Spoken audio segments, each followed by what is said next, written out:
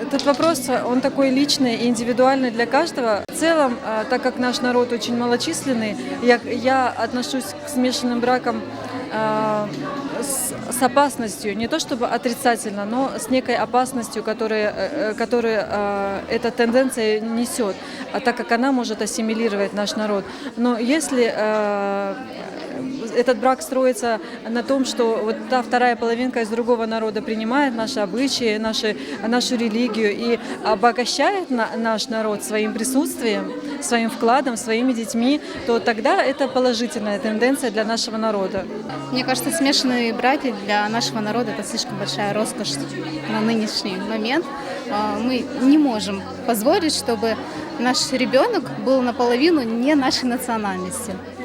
Поэтому я понимаю, sevgi, aşk bu. Gerçekten de büyük sözler, büyük duygu.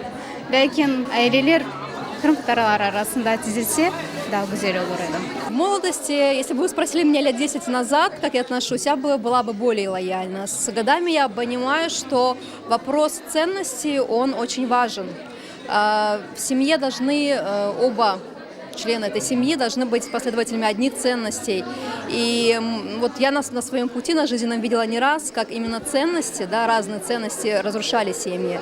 Поэтому в молодости мало придаешь этому значения. А когда уже становишься старше, ты понимаешь, насколько это важно. Человек, с которым ты идешь вместе по жизни, должен с тобой смотреть в одну сторону.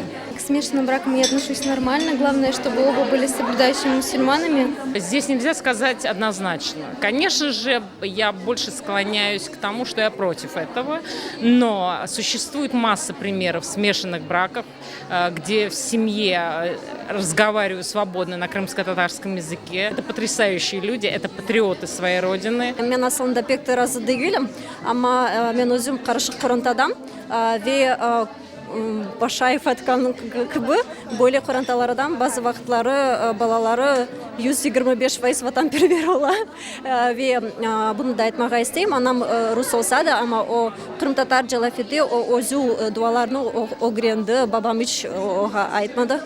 Yani bu farklı olabilir, insana bağlı.